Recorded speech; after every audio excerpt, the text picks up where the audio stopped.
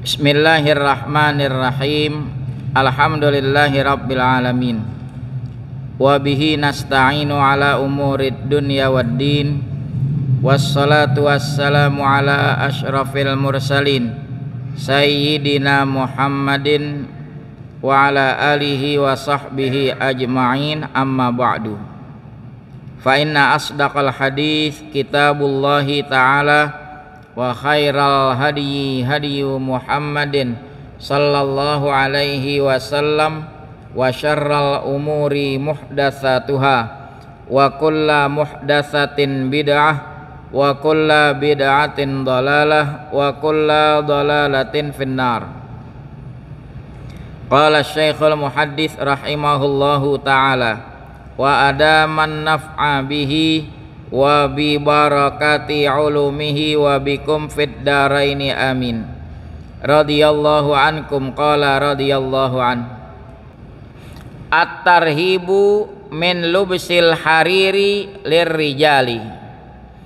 Ancaman lantaran memakai sutra buat laki-laki. Idza lam yakun bihim hikkatun, apabila tidak ada pada mereka gatal. Wa minat takhattumi, ancaman pula memakai cincin bizzahabi, cincin emas buat laki-laki. Jadi dalam pembahasan ini judulnya ini dua hal. Laki-laki haram memakai sutra. Laki-laki haram memakai cincin emas. Dikutipkan satu ayat dan 3 hadis dalam bab ini. Satu ayat dikutipkan di surah Al-Hajj ayat 23. Qala Allahu Ta'ala, berfirman Allah Ta'ala, walibasuhum fiha harir, dan pakaian merekanya tuh orang-orang mukminin, fiha di dalam surga, sutra. Jadi kita laki-laki di dunia haram memakai sutra. Itu buat kita nanti di surga. Bukan tempatnya di sini lelaki pakai pakaian sutra. Wa'lam, kita baca syarah di bawahnya, keterangannya.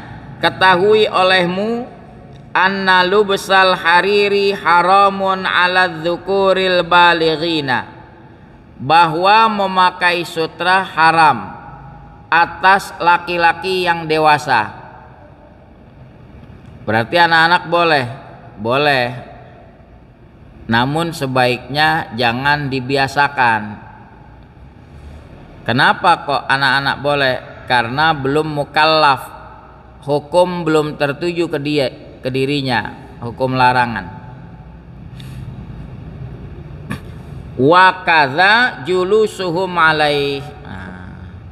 Kalimat pakai baju sutra dikias juga, begitu pula haram duduknya laki-laki di atas hamparan sutra. Sejadahnya sutra, karpetnya sutra, haram. Yang kedua dikias, wastinaduhum ilaihi bighairi hailin haramun. Nyender, bersandarnya mereka kepada sutra tanpa alas, haram juga.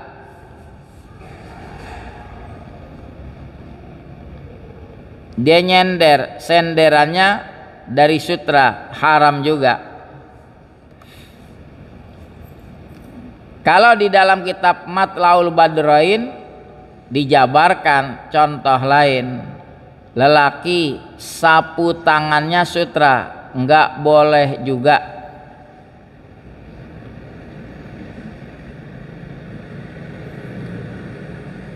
Kalau dalam kitab Bidayatul Mubtadi wa Umdatul Auladi, Syekh Saleh Al-Jawi atau dikenal Kiai Saleh Darat, bagaimana kalau pedang rumbai-rumbainya dari sutra? Masih boleh, selama takarannya tidak besar. Atau seseorang memakai baju yang bahannya campuran sutra dengan bahan lain sutra. Dilihat, kalau kadar sutranya lebih dominan tetap haram. Tapi kalau kadar sutranya lebih sedikit, bahan katunnya misalnya lebih dominan, nggak apa-apa. Misalnya kadar sutranya 30%, katunnya 70%, boleh. Kalau 50-50 gimana? Separuh-separuh, syubhat jadinya, sebaiknya dihindari.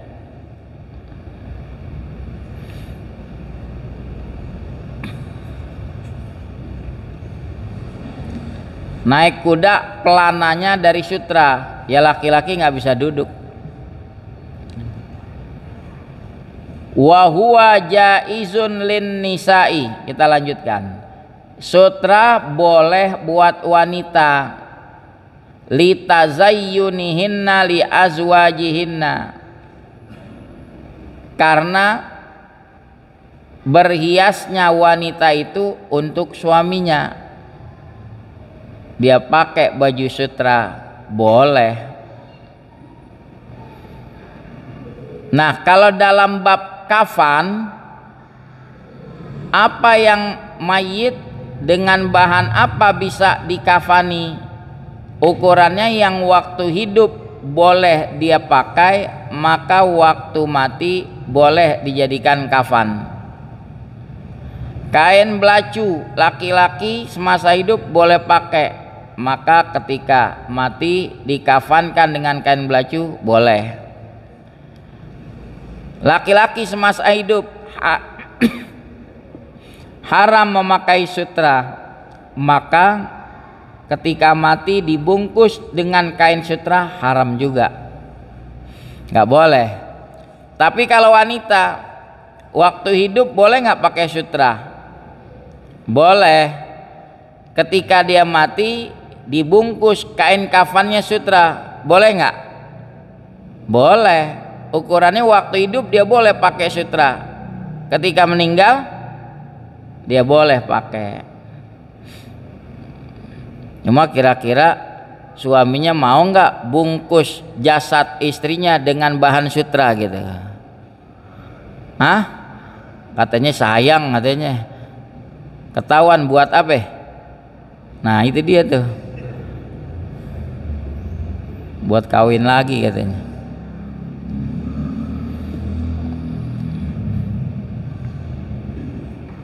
Kita lanjutkan. Wa illatut tahrimi fi ma sabaqa ta'abbudiyatun. Illat, alasan diharamkannya sutra sebagaimana yang sudah lewat tadi, itu namanya ta'abbudiyah. Kalau dikata ta'abbudiyah sudah, kalau dilarang tanpa harus mencari hikmahnya, jalanin udah. Bandingannya gini, sholat isya 4 rakaat, udah jalanin. Diperintah sholat isya 4 rakaat, subuh 2 rakaat, jalanin. Apa menjadi keharusan kita tahu hikmah kenapa isya, asar, zuhur 4 rakaat? Enggak menjadi kewajiban kita tahu.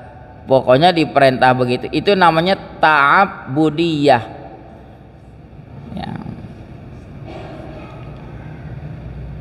Wakila, ada lagi yang bilang alasan haramnya itu li'annaha siyabun rafahiyatun, karena sutra merupakan pakaian mewah.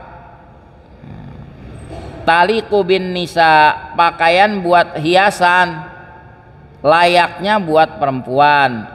Dunar rijal, tidak pada laki-laki. Kan sutra lemes nggak? Lemes, lembut, Itu sesuai dengan fitrah wanita, lunak, lemas, lembut. Laki-laki pakai sutra nggak boleh. Tapi nanti ada dalil yang membolehkan karena ada alasan, dalam kondisi tertentu yang sifatnya tidak berkelanjutan. Contohnya punya penyakit gatal. Zubair bin Awam, Abdurrahman bin Auf, dia kegatelan, cari pakaian yang bahannya apapun masih kegatelan, perih di badan. Maka Nabi izinkan boleh pakai sutra. Nanti kalau udah sembuh ya nggak boleh lagi. Wa an Umar bin al-Khattab radhiyallahu anhu qala. Kita balik ke atas. Dari Umar bin Khattab radhiyallahu anhu berkata, qala Rasulullah sallallahu alaihi wasallam. Bersabda Rasulullah sallallahu alaihi wasallam, la talbasul harir. Janganlah kamu wahai laki-laki memakai sutra. Ini kalimat memakai di bawah dijabarkan, termasuk wa misluhu ma rukiba minhu wa min ghairihi. Seperti itu juga termasuk memakai sutra yang dipakai untuk tunggangan tadi, pelana. Naik kuda pelananya dari sutra. Enggak boleh. Wa min wal hariru aksar. Sedangkan sutranya lebih banyak, nggak boleh. Tadi kita udah singgung, bahan dasar bajunya dari sutra dan dari yang lain, itu rukiba minhu wa min ghairihi. Wal hariru aksar, sutranya lebih dominan, haram. Tapi kalau bahan selain sutranya yang lebih dominan, kandungan sutranya ya 40%, 30%, 20%, boleh. Wa minal hariri, termasuk sutra al-khaz. Ini kosakata bahasa Arab banyak, kalau kita terbatas sutra ya sutra. Ada dibaj, ada harir, ada sundus, ada istabrok, ada khaz. Semuanya jenis sutra. Ada yang halus, ada yang kasar. Tetap sama-sama sutra. Haram. Mau sutra kasar, mau sutra halus, haram.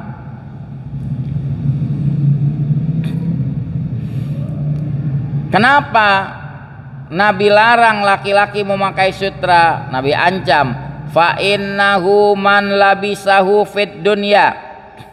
Sesungguhnya siapa-siapa yang memakai sutra di dunia, keterangan di bawah, ma'al ilmi bil hurmati fi lubsil harir, serta dia tahu keharamannya memakai sutra,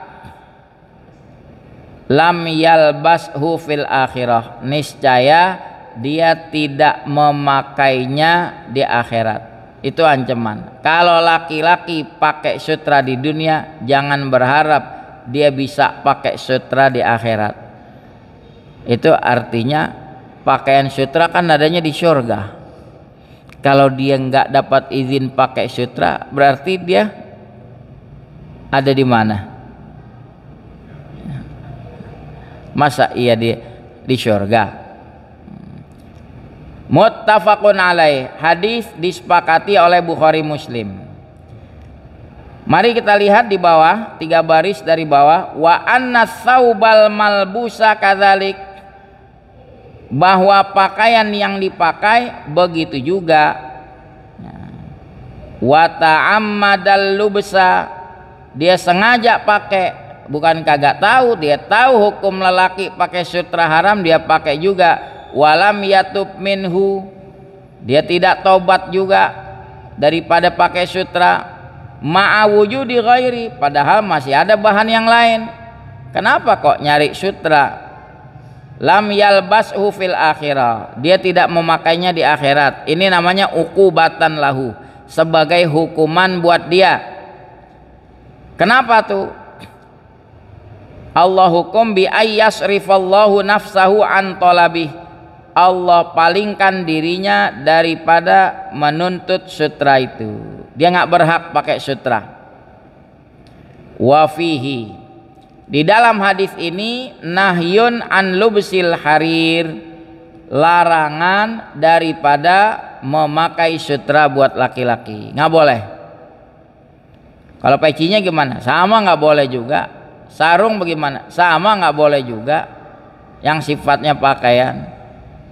Sorban gimana? Sama nggak boleh juga. Sapu tangan aja gak boleh.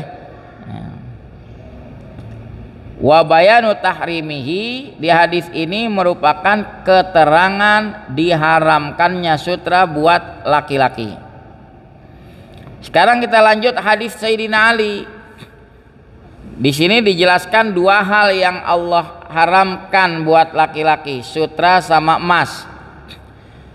Wa an Aliin radhiyallahu anhu qala, dari Sayyidina Ali radhiyallahu anhu dia berkata, ra'aitu Rasulullah sallallahu alaihi wasallam akhadha hariran.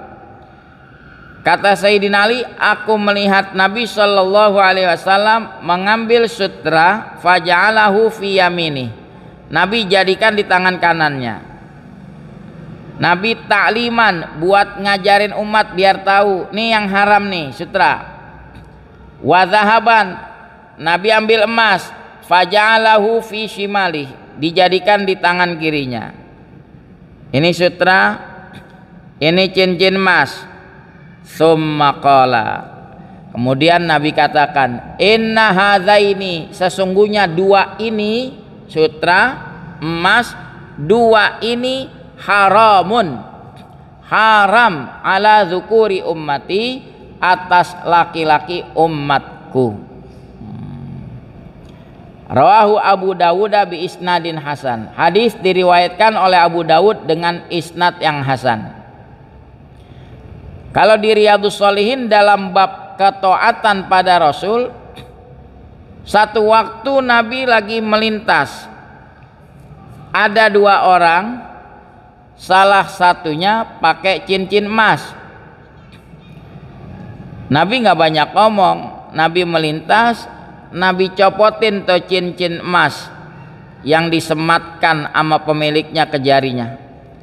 Nabi copotin. Nabi katakan, ini bara neraka jahanam. Dilempar. Setelah Nabi berlalu, temannya bisikin, Nabi udah lewat, pungut lagi. Nah, ini menarik. Pertanyaannya, boleh nggak si pemilik cincin emas tadi pungut lagi? Itu dalam kitab Nuzhatul Muttaqin Syarah Riyadhus Shalihin dibahas. Yang Nabi larang kan pakai. Bicara andai kata dia pungut lagi bukan untuk dipakai, boleh jadi dia simpen, dia kasih istrinya, nggak apa-apa. Tapi saking taatnya ini orang, apa dia bilang? Jangan kata anak pungut, anak lirik aja kagak, udah biarin. Jadi di situ juga disinggung bagaimana Nabi beramar ma'ruf nahi mungkar. Nabi melihat ada kemungkaran, Nabi tidak berpangku tangan, langsung kepada apa yang dilihat kemungkaran itu, laki-laki pakai cincin emas, udah dicopot, dibuang. Ini bara neraka jahanam. Kira-kira kalau di zaman sekarang ustadz ngelihat muridnya pakai cincin emas dilemparin ke got, kira-kira gimana ya? Ustadznya diapain kira-kira? Orang-orang bilang, pungut tuh pungut, sayang tuh cincin emas. Bisa nggak dia ngomong pungut, lirik aja udah enggak. Ini ketaatan. Makanya Imam Nawawi masukkan hadis itu dalam bab begitu taatnya sahabat kalau Nabi udah copotin tuh cincin emas dibuang, dia kagak pungut lagi. Padahal bicara hukum yang dilarang kan makainya. Andai kata dipungut nggak masalah. Kayak antum beli ke toko emas cincin emas, haram nggak? Beli cincin emas nggak haram. Yang nggak boleh pakainya. Ya paling sampai di rumah yang pakein siapa? Istri. Ini buat apaan bang? Abang ngasih hadiah ke kita? Enggak, gue nyimpen numpang taro. Nyimpen numpang taro. Kan abang gak boleh pakai cincin emas. Ya udah. Cuma kalau dia ngerti biar bini kagak manyun, beliin lagi. Ini yang buat lo nih, yang ini buat nyimpen. Insya Allah dia kagak uring-uringan. Ini numpang taruh doang. Bini nyendirin. Per bulan berapa bang sewanya?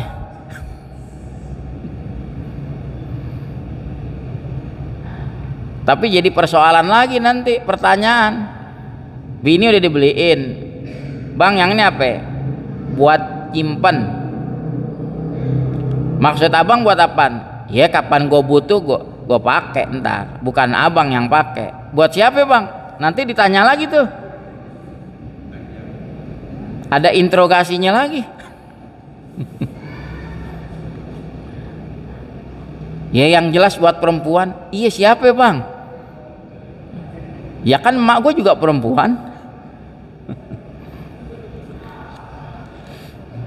Jadi lelaki dilarang pakai emas, ya, cincin emas, waduh, kacamata frame-nya emas, jangan.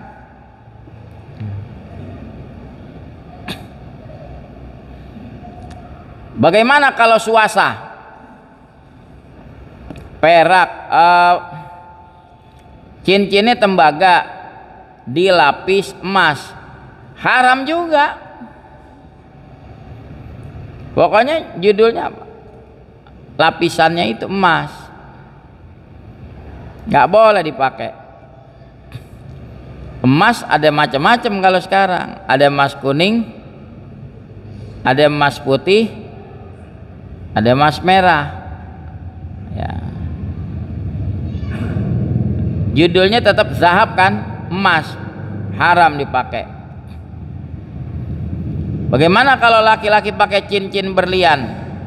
Boleh, nggak ada larangan, asal pengikatnya bukan emas.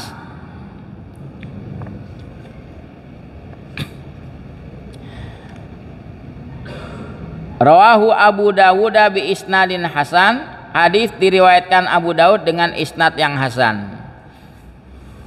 Jadi dari dua hadis ini kita dapat ilmu Nabi melarang lelaki umatnya memakai pakaian sutra. Nabi melarang lelaki umatnya memakai cincin emas. Itu jelas tuh. Nah sekarang kalau anak-anak cucu kita kagak ngaji, dia ngelamar, dia nikah, ngelamar, dia hadiahkan cincin emas kepada tunangannya, itu nggak ada masalah. Cuma kalau udah tuker-tukeran menyematkan cincin, udah dua kali salah. Bagaimana dua kali salah? Pertama, dia sematkan cincin mau emas mau bukan ke jari tunangannya. Udah jadi bini belum? Nah, kita mesti lihat syariat sama adat, mana gede adat atau hormatin syariat. Enggak, yang udah-udah begini, jawabnya yang udah-udah melulu, yang belum-belum. Ini dalam keluarga kita masing-masing, tegur. Nah, kamu ngelamar hadiahkan cincin boleh, kepada calonmu, tapi jangan coba-coba menyematkan. Emang kenapa ayah? Kan dia calon saya. Kamu sendiri bilang calon, belum istrimu, belum halal kamu sentuh. Lalu siapa? Ibu kamu nak yang menyematkan cincin ke jari dia, perempuan sama perempuan. Biar ngerti. Itu udah salah, menyematkan cincin ke jari orang yang belum halal buat dia. Yang kedua, yang sana si tunangannya nyematkan juga cincin, udah salah juga, belum suaminya, udah gitu cincinnya cincin emas, 2 kali salah. Hal itu dianggap biasa. Adat kalau bertabrakan nama syariat, yang dikedepankan syariat apa adat? Syariat dong. Begitu juga dalam acara akad nikah, sudah selesai akad nikah, halal bersentuhan, pengantin lelaki pengantin perempuan. Sekarang lihat penyematan cincinnya. Kalau cincin emas si perempuan menyematkan ke jari suaminya, haram suami pakai cincin emas. Kadang-kadang kalau diingetin, saya pernah tegur seseorang, masalahnya dia ngaji, di kantornya pernah ngaji, kita di pihak perempuan, begitu dia datang dia pakai cincin emas, kita sih ikut. Ente kan nggak ngerti pakai cincin emas haram. Dijawab gini, sebentar doang Ustadz gitu, buat acara akad nikah. Itu kalau yang begini nanti kalau direbus sama malaikat, aneh kan beriman, kok direbus juga di neraka, malaikat balikin sebentar doang kok. Habis kalau dibilangin tuh ngeyel. Haram laki-laki pakai cincin emas, mau lama mau sebentar tetap haram.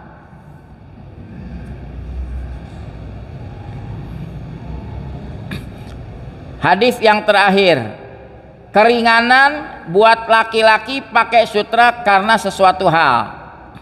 Wa an Anasin radhiyallahu anhu qala, dari Anas radhiyallahu anhu dia berkata, rakhasa Rasulullah sallallahu alaihi wasallam li Zubairi wa Abdurrahman ibn Aufin radhiyallahu anhuma. Rakhasa memberi rukhsah, memberi dispensasi keringanan oleh Rasulullah sallallahu alaihi wasallam kepada Zubair bin Awam, Abdurrahman bin Auf, dalam hal apa? Fi lubsil harir, dalam memakai sutra. Lu kan Nabi larang pakai sutra, Nabi juga memberi keringanan, ada alasannya. Lihikatin, ada penyakit gatal karena tumak, kutu, terseksa dia, kanat bihima, yang ada pada mereka. Muttafaqun alaih, hadis disepakati Bukhari Muslim.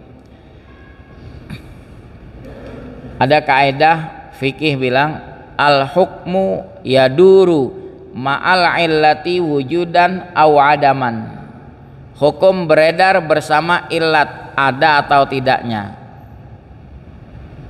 Ada penyakit gatal, diizinkan boleh pakai sutra laki-laki.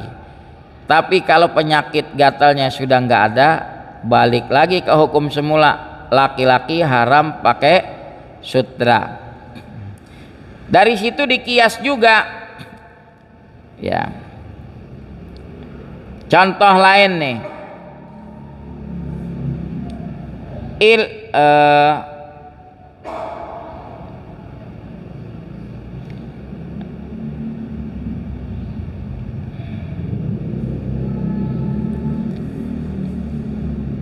illa mastasna, kecuali yang Nabi kecualikan, kalibasil harir lihikatin au jarabin, pakai sutra karena dia kegatelan atau ada kudis, korengan, Jadi kalau pakai bahan lain kegesek-gesek perih banget.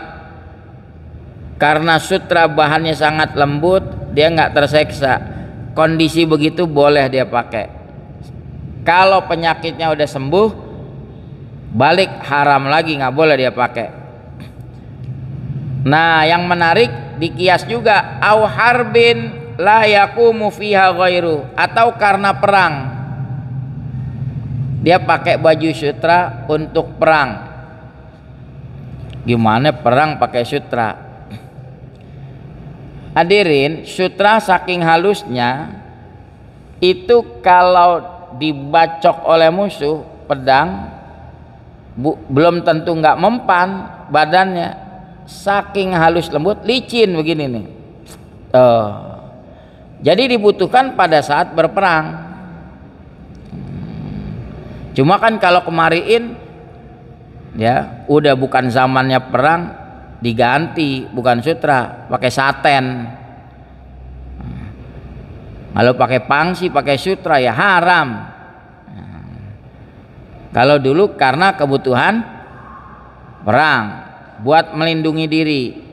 Contoh lain, wakaan fidz zahabi wal unmulati minhu, hidungnya hancur kecelakaan, dibuat hidung buatan, bahan yang awet, tidak karatan, tidak ini, ya emas, dipakailah hidung emas. Itu ada hajat, itu nggak apa-apa, laki-laki pakai. Atau jarinya buntung, disambung pakai emas, nggak apa-apa. Watah liatul mushafi bihi, memakaikan mushaf dengan emas, nggak apa-apa. Wa ghairu dzalika mimma huwa madhkurun fi kutubil fiqhi, dan lain-lain yang disebutkan di kitab-kitab fikih. Contoh, dia kedinginan, pakai bahan lain masih tembus kedinginan, kedinginannya menjurus kepada membinasakan dirinya. Tapi kalau pakai sutra, badannya hangat, bisa bertahan. Kondisi begitu boleh juga dia pakai. Atau sebaliknya, pakai bahan apa aja, kepanasan, kegerahan, kepanasannya bisa menjurus pada kebinasan dirinya. Kalau dia pakai sutra, sejuk. Nah, kondisi begitu boleh dia pakai. Setelah itu, kalau kondisinya cuacanya udah normal, jangan dipakai lagi. Itu namanya al-hukmu yaduru ma'al illati wujudan aw adaman. At-targhibu fi lubsil bayadi minas siyab, wallahu a'lamu bis-shawab. Wa ilmuhu atammu wala ilma lana illa ma'ala. Ya Rabbana a'tarafna bi annana qtarafna wa annana asrafna wa ala ladha ashrafna fatub alaina taubah taghsilu kulla haubah wastur lanal aurati wa aminir rawati waghfir liwalidina rabbi wa mauludina wal ahli wal ikhwani wa sairil khillani wa kulli dhi mahabbah aw jiratin aw suhbah wal muslimina ajma' amina rabbi yasma' fadla wa judam manna la biktisabim minna bil mustafa rasuli nahdha bi kulli suli salla wa sallam rabbi alaihi addal habbi wa alihi wassahbi idada tassis suhbi walhamdulil ilahi fil bad'i wat tanahi wa sallallahu ala sayyidina Muhammad wa ala alihi wa sahbihi wa sallam walhamdulillahi rabbil alamin.